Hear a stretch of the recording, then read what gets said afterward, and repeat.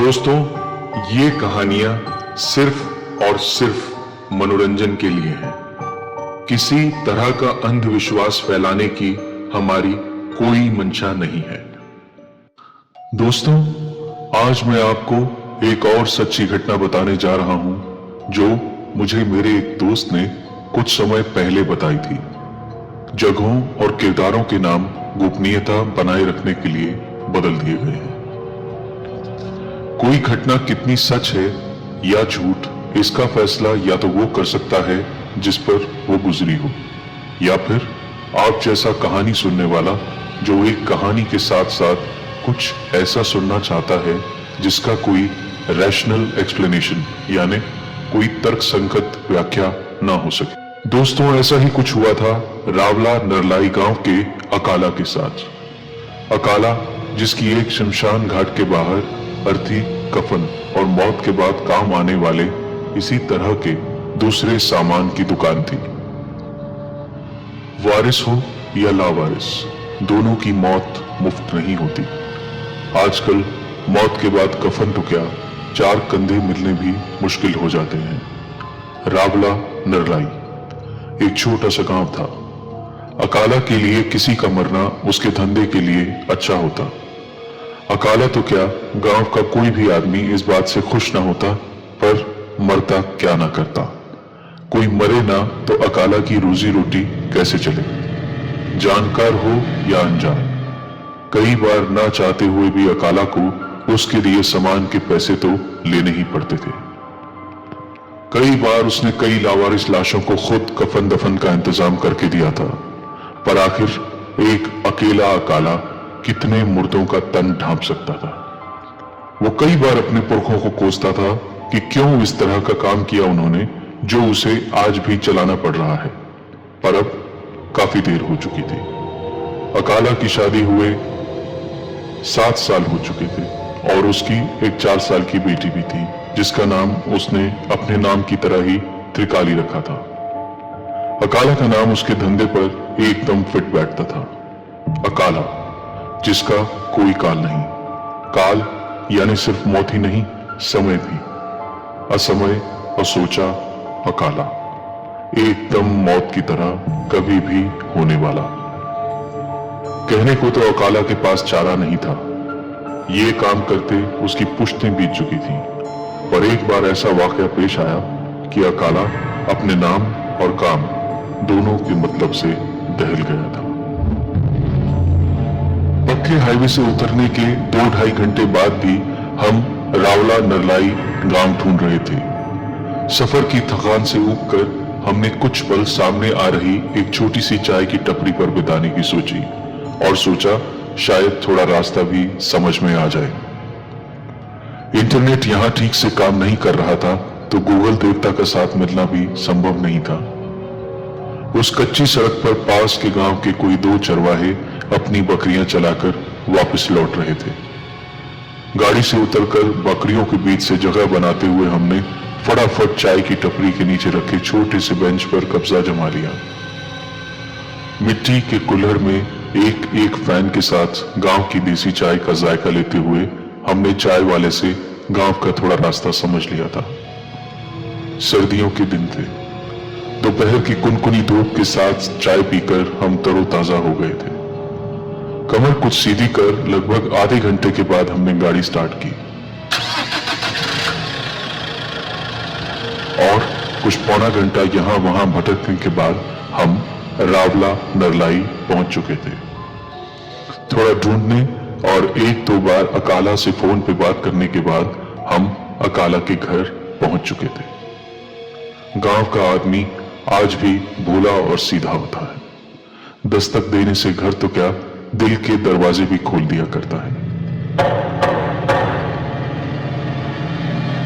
हमारे दस्तक देते ही अंदर से एक लड़की की आवाज आई, कबीरा दरवाजा खोल। और भागते हुए एक 4-5 साल का लड़का आया। दरवाजा खोला और पूछा, कौन हो आप, किससे मिलना है? अंदर जाने से पहले हमने अकाला को फोन लगाया और हमारे कहने पर बाहर आई कबीरा की मां से बात करवा दी। दरअसल वो लड़की अकाला की बेटी त्रिकाली ही थी। और त्रिकाली का अकेला बेटा था कबीरा। अकाला के कहने पर हमने रात वहीं रुकने का फैसला लिया और उसके 2 कमरों के छोटे से घर में एक कमरा हम दोनों को दे दिया गया। लगभग 8, साढ़े 8 अकाला दुकान बढ़ाकर घर आ गया था और हम भी 2-2.5 घंटे की नींद ले चुके थे। बाहर आंगन में थोड़ी लकड़ियां लेकर आग जलाई गई और खाना खा लेने के बाद हुक्का लेकर अकाला हमारे साथ हाथ तापने बैठ गया।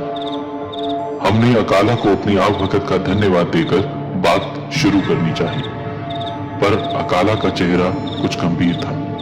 हाथ के इशारे से उसने हमें रोका और बोला, "क्या जानना चाहो आप और क्यों?"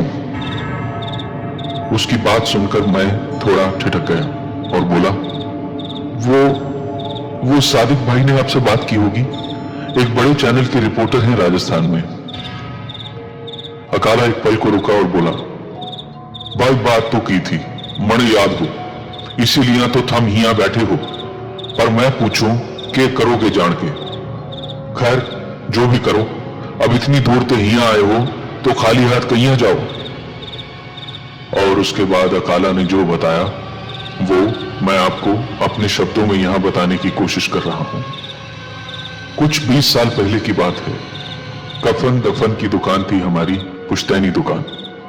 अब कफन कफन में ज्यादा फर्क क्या है? आदमी मरे तो सफेद, औरत मरे तो लाल, विधवा मरे तो सफेद और सधवा मरे तो लाल। दोनों तरह के कफन और संस्कार का सारा सामान रखता था मैं। पर एक बार कुछ ऐसा हुआ कि मुझे अपना पुश्तैनी धंधा हमेशा के लिए बंद कर देना पड़ा। गांव के बाहर पीपल के नीचे अकेली दुकान थी हमारी। इस तरह की दुकान गांव में बनाने की इजाजत नहीं थी, तो हमारे दादा के दादा ने वहीं डाल ली थी। आखिर शमशान उसके पास जो था। कभी कभी आसपास के गांव वाले भी सामान खरीद ले जाते थे। अब सुख में तो हमारी दुकान पे कोई नहीं आता, दुख ही दुख। कई बार तो मन करता था कि आज बोनी बट्टा ना ही हो तो अच्छा, किसी बेचारे की अनहोनी और हमारी बोनी। अब ऐसी कमाई कैसे बच्चों के लिए लाई, पर चारा ही नहीं था। बचपन से बापू ने स्कूल छुड़ाकर गल्ले पर बिठा दिया था। बापू तो चले गए, पर मैं पूरी ईमानदारी से मौत का धंधा चला रहा था। एक बार की बात है, एक सुबह मैंने जब दुकान खोली तो मैं हैरान रह गया। पूरी दुकान में सारा सामान था, पर कफन गायब थे। मैंने इधर उधर पूछा, बात की, पर कुछ पता नहीं चला। छोटा सा गांव, कुल 100-150 घर, कोई कुछ ना बता पाया। यहां तक कि चौकीदार भी चुप था। अब कफन के बिना काम कैसे चले? मैं गया और शहर से 2 थान करीब लाया। शाम तक दुकान पहुंचा, सामान रखकर दुकान बढ़ाई और घर आ गया। अगली सुबह फिर दुकान पर पहुंचा तो वही हुआ, फिर से कफन गायब थे। मैं परेशान हो गया था। थाने गया और कफन चोरी होने की शिकायत की तो दरोगा जी भी हैरान थे कि आखिर ऐसा कौन चोर है जो कफन चुरा रहा है। वो चोर बाकी सब छोड़कर सिर्फ कफन लेकर चला जाता है। अजीब सी पहेली थी, कफन की चोरी। रिपोर्ट लिखाकर मैं घर पहुंचा तो मेरी 4 साल की बेटी त्रिकाली अपनी गुड़िया से खेल रही थी। मैंने पास बैठकर पानी का घूंट भरा ही था कि वो अंदर से एक रुमाल लाई और अपनी गुड़िया को मुंह तक पूरा ढक दिया और धीरे से बोली, ये ले, तेरे लिए गिफ्ट है, तेरा कफन। मरने से पहले अपना कफन संभाल ले, क्या पता तब मिले ना मिले। और इसके साथ ही उसकी आवाज थोड़ी भारी हो गई। बोली, बाद में मरो, पहले कफन का जुगाड़ करो। उसके इतना कहने की देर थी कि मैं त्रिकाली की मां पर फट पड़ा। ये क्या बकवास कर रही है? ये क्या सिखा रही है तू इसको? ये क्या सिखाएगी मुझे? मैं कफनी हूँ, कफनी।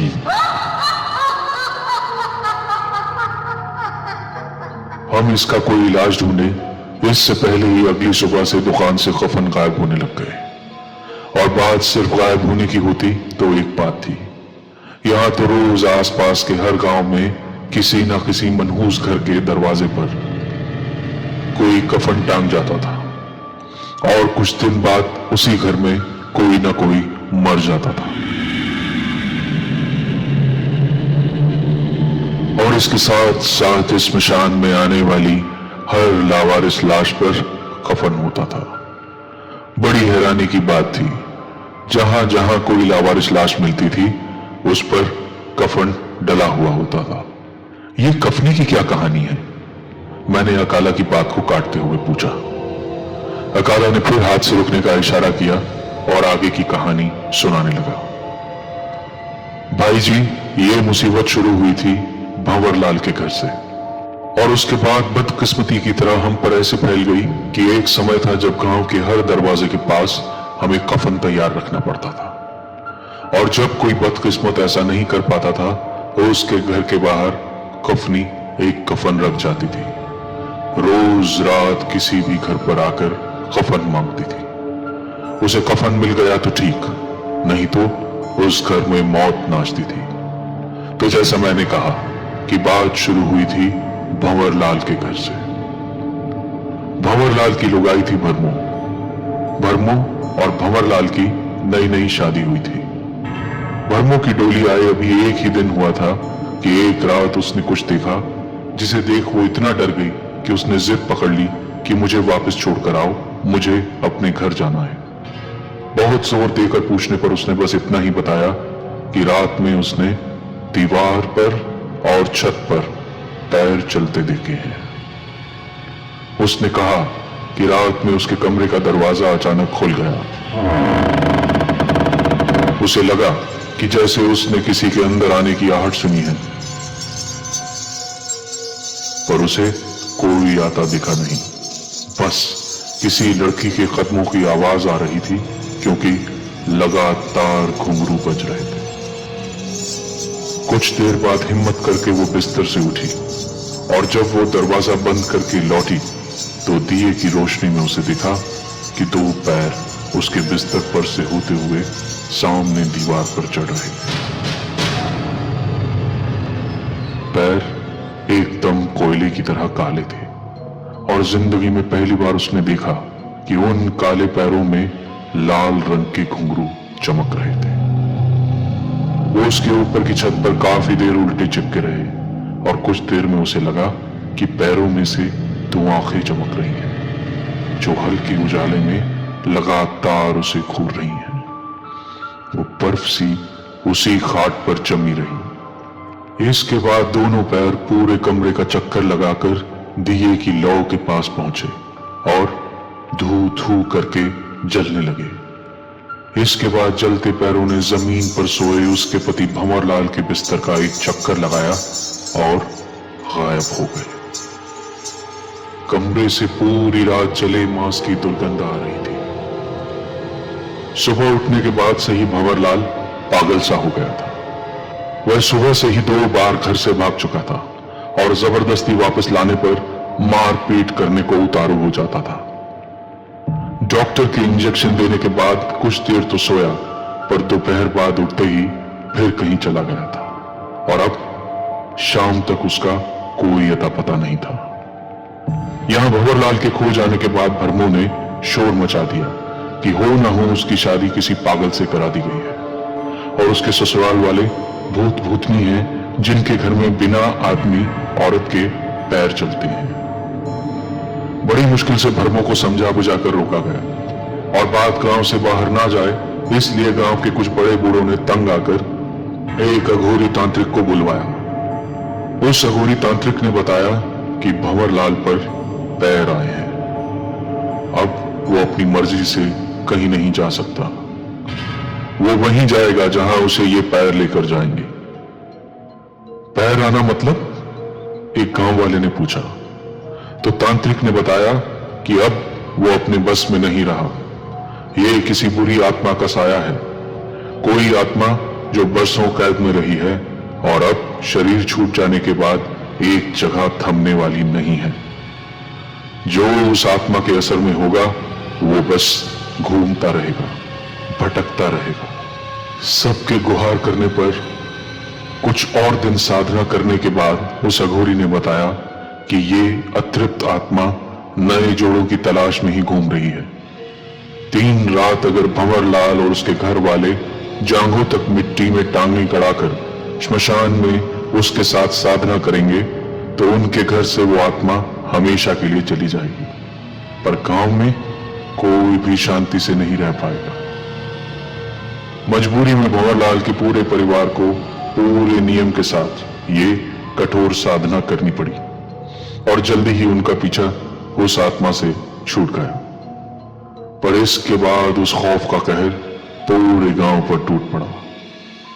गांव में यहां वहां पैर चलने लगे। कभी कोई इंसान लापता हो जाता तो कभी जानवरों के झुंड रास्ता भटक जाते। कई लड़कियां कुंवारी बैठी रहती। बारातें घर से तो चलती थीं पर पहुंच नहीं पाती थीं। रात में लोगों को अपने घर में या गांव में पैर चलते दिखाई देते, पर और कोई नहीं दिखता था। जो भी पैरों को देखता वो या तो बीमार हो जाता या उन पैरों के पीछे जाता जाता कहीं खो जाता। बात बढ़ती गई और अब लोगों को पैरों के साथ साथ कोई कपड़ा ओढ़े दिखाई देती। कुछ दिनों बाद उसने घर घर आकर कफन मांगना शुरू कर दिया और ना देने वाले घर पर उसका गुस्सा निकलता और अगले दिन उस घर के दरवाजे पर कफन टंगा मिलता। इसके कुछ दिन बाद उस घर में कोई न कोई ऊपर वाले को प्यारा हो जाता। रात भर घुंघरुओं की छन छन यहां वहां सुनसान रास्तों में या घरों के पास सुनाई देती। कुछ समय बाद हमारे गांव के एक भाई सलीम का बेटा अकरम लापता हुआ। बहुत ढूंढने पर वो मिल तो गया, पर एक ही बात चिल्ला रहा था, कफनी से बचाओ, कफनी से बचाओ। उसे सोते जागते हर जगह पैर दिखते थे। यहां तक कि कुछ दिन बाद उसे अपने घर वाले भी दिखने बंद हो गए और एक दिन तंग आकर उसने अपनी जिंदगी खत्म कर ली। पूरा गांव अकरम का मातम मनाने जमा हुआ था, पर हम सब शायद हार मान चुके थे। रोज मेरी दुकान से कफन गायब हो जाते और कुछ मनहूस घरों के दरवाजों पर मिलते। हालात ये हो गए कि कोई चाह कर भी किसी लाश को ढांपने के लिए कफन नहीं खरीद सकता था। मेरा काम धंधा बिल्कुल चौपट हो गया था। कफनी को मेरी दुकान से जब कफन मिलने बंद हुए तो गुस्से में उसने मेरी 4 साल की बेटी के शरीर पर कब्जा कर लिया। इतनी परेशानी तो ऊपर वाला किसी दुश्मन को भी ना दिखाए। कहते कहते अकाला की आंखें नम हो चली थी। मैंने पास रखे घड़े से लोटे में कुछ पानी लेकर उसे पीने के लिए दिया तो उसका ध्यान फिर हमारी ओर आया। रात काफी हो गई है बाबूजी, नींद तो आ रही है ना अपने? अरे थोड़ा गर्म दूध लेकर बाहर भेजो भाई अंदर से, अकाला बाहर से ही चिल्लाया। हम लोग भी कुछ देर बाद फ्रेश होकर आगे की बात सुनने इकट्ठा हो गए। बाहर ठंड बढ़ गई थी तो हमने आगे की कहानी घर के अंदर बैठकर सुननी शुरू की। अब तक कबीरा यानी अकाला का नाती भी उसकी गोद में आकर बैठ गया था। तकियों के साथ रजाई में घुसकर गर्म दूध के घूंट लेते हुए मैंने अकाला से फिर पूछा, इसके बाद क्या हुआ भाई जी? उसने आगे की बात बतानी शुरू की। बाबू, तुम चाहो तो इस घटना को गप समझ सकते हो।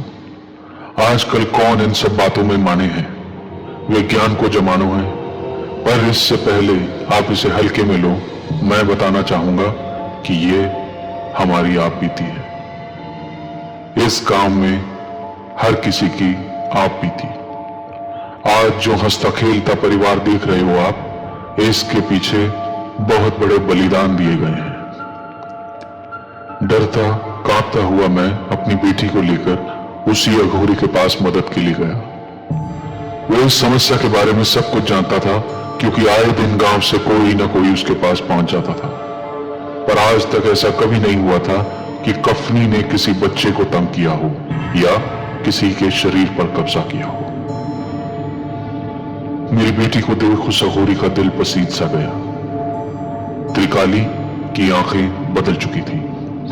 उसके गले से जो आवाज निकल रही थी वो कोई साधारण आवाज नहीं थी, और ना ही कोई साधारण बला थी कफनी। उस अघोरी ने इस त्रिकाली को देखा और काफी देर गंभीरता से सोचने के बाद दृढ़ आवाज में बोला, आज मैं इससे निपट कर रहूंगा। मैं इस तरह से मासूम बच्ची को मरता और नर्क की जिंदगी जीता नहीं देख सकता।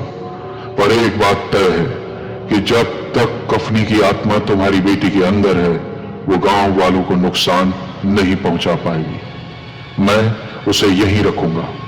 अकाला, जाकर एक फावड़ा लेकर आओ। उसके बाद वो गांव वालों से बोला, सब अपने घर चले जाओ और आज पूरे गांव में कोई दिया नहीं जलाएगा।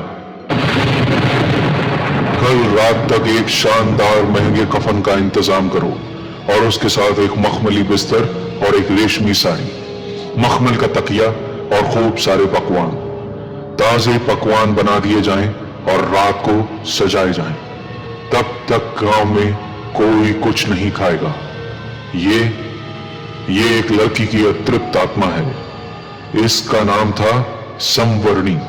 ये एक राजा के दरबार में नाचती थी। नाचते नाचते इसको बहुत प्रसिद्धि प्राप्त हुई। धीरे धीरे दूर दूर तक इसका नाम फैल गया। संवरणी के पैरों में जादू है सुनकर कई देशों के राजा इतनी दूर दूर से सिर्फ संवरणी का नाच देखने आते थे। एक बार ऐसे ही कई देशों के राजा एक राजभोज पर बुलाए गए थे। बाकी लड़कियां जो संवरणी के पीछे नाचते नाचते तंग आ चुकी थीं, उनमें से एक थी भाला। भाला संवरणी से बहुत जलती थी और कई महीने की तैयारी के बाद उसने अपने भाई के साथ मिलकर संवरणी का अपहरण कर लिया। उधर राजा महाराजा संवरणी के नाच का इंतजार कर रहे थे और इधर भाला ने ये कहते हुए कि लोग कहते हैं तुम्हारे पैरों में जादू है, आज से ना तुम्हारे पैर रहेंगे और ना ही जादू। संवरणी के पैर काटकर कहीं फेंकवा दिए। यहां तक कि दर्द में तड़पती संवरणी को एक अंधे कुएं में फेंकवा दिया। उस बेचारी मासूम को कफन तक नहीं नसीब हुआ और ना ही उसका अंतिम संस्कार हो सका। उसका धड़ आज भी उसी कुएं में पड़ा कफन मांगता है और उसकी रूह जगह जगह अपने पैर ढूंढती रहती है। जब तक इसका धड़ इसके पैरों में नहीं मिलेगा और ठीक से इसका अंतिम संस्कार नहीं किया जाएगा, इसे शांति नहीं मिलेगी। गांव वाले डर से जमे हुए थे। गांव के सब लोग उस खुप अंधेरे में कैसे न कैसे अपने अपने घर पहुंचे। अमावस की घनघोर काली रात थी। हाथ को हाथ दिखाई नहीं देता था। अजीब सा तूफान यहां वहां रेत उड़ा रहा था। आदमी तो घबरा ही रहे थे, गांव के ढोर डंगरों ने भी शोर मचाना शुरू कर दिया था। उसी समय कुछ देर साधना करने के बाद अघोरी ने तेज तेज कोई मंत्र पढ़े और जाने कैसे मेरी बेटी के बंधे हाथ पैरों की रस्सियां कट गई।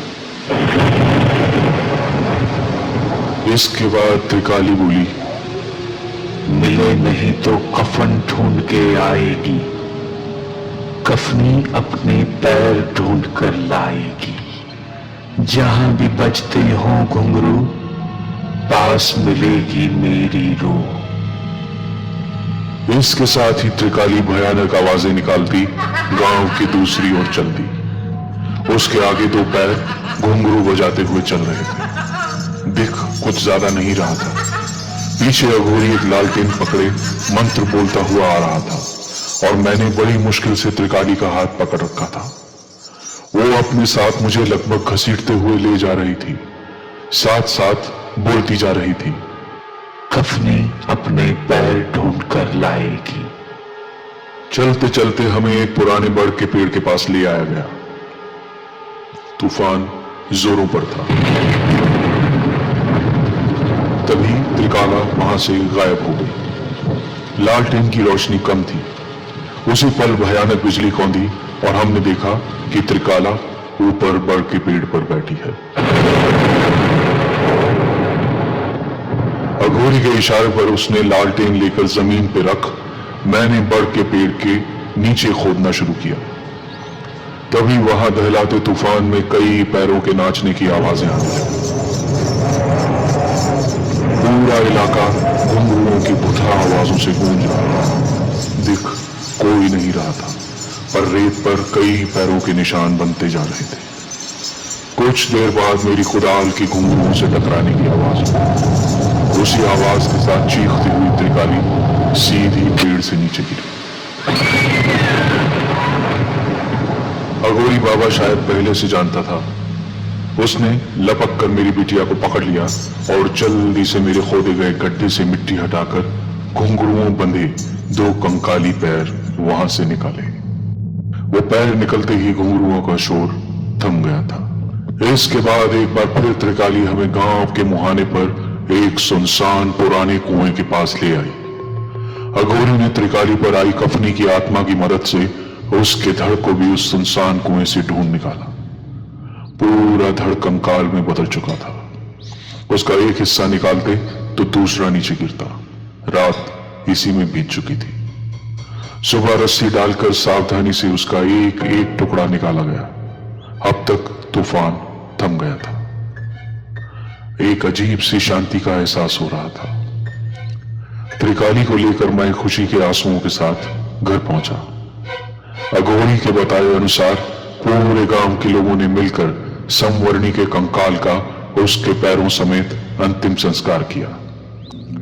उसके संस्कार के कई दिन बाद तक गांव में इंसानी मांस के जलने की दुर्गंध आती रही, पर धीरे धीरे चली गई। उस दिन के बाद मैंने वो मनहूस काम छोड़ दिया और अब एक परचून की दुकान चलाता हूं। आज भी कफनी के आतंक को कोई भुला नहीं पाया है। जहां हमने उसका आखिरी संस्कार किया था वहीं एक छोटी सी टपरी डाल दी है और आज भी हर हफ्ते उसे कफन और बाकी चीजें श्रद्धा से चढ़ाई जाती हैं। आज गांव के बाहर सुखे की दुकान है। सुखे की दुकान कफन दफन के सामान की, पर उसकी दुकान से आज तक कोई कफन चोरी नहीं हुआ। त्रिकाली की शादी हुए 8 साल हो चुके हैं और अब मेरी बेटी बिल्कुल ठीक है। कोई इस बात को माने या ना माने, पर रावला नरलाई के रहने वालों के लिए ये अटल सत्य है। आज पूरी रात जागरण है कि बापू, कम से कम बच्चा ने तो सोण दो। त्रिकाली की मीठी सी शिकायत भरी आवाज गूंजी और अकाला और हम बत्ती बुझाकर एकदम रजाई में दुबक लिए। आखिर सुबह जल्दी उठकर वापस जो निकलना था।